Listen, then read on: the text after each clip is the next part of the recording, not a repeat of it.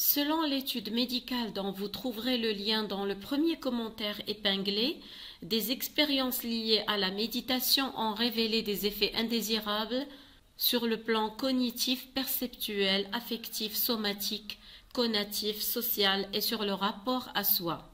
Parmi ces effets indésirables, les experts ont noté des hallucinations, des illusions, des visions, de la peur, de l'anxiété, la panique, paranoïa, dépression nerveuse, distorsion dans le temps et dans l'espace, le doute, changement de foi, changement de confiance, changement d'engagement ou de motivation, fatigue ou faiblesse générale, détresse gastro-intestinale, nausées, changement cardiaque, maux de tête, pression de tête, étourdissement, syncope, des envies suicidaires, etc.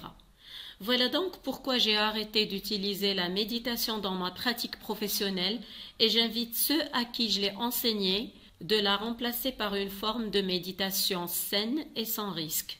Nous avons utilisé la méditation de pleine conscience avec les yeux ouverts et qui est un état pur de réceptivité.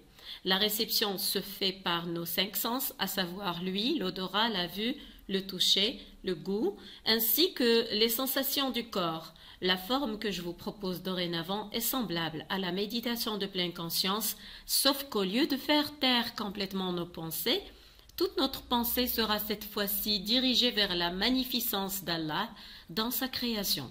En arabe, c'est at-tafakkur fi khalqillah.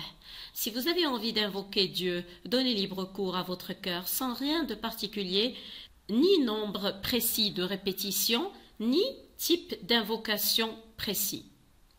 Restez libre. Toute pensée intempestive qui n'a pas de relation avec la magnificence d'Allah, laissez-la partir sans lui prêter attention. Concentrez-vous sur l'idée principale et restez dans cet état de réceptivité. Le danger de la méditation réside dans le vide mental, la fermeture des yeux, l'immobilité et la position du lotus, c'est-à-dire la position de yoga. Et bien sûr, toute forme inhabituelle de respiration. Donc évitez ces éléments. Aujourd'hui, la méditation est interdite dans les écoles américaines car c'est un acte religieux, un acte d'adoration du diable. Vous trouverez le lien de cette décision d'interdiction dans le premier commentaire épinglé. Et quant aux effets indésirables liés à ma propre expérience en matière de méditation, sans entrer dans les détails, j'en étais vraiment affectée à mon insu.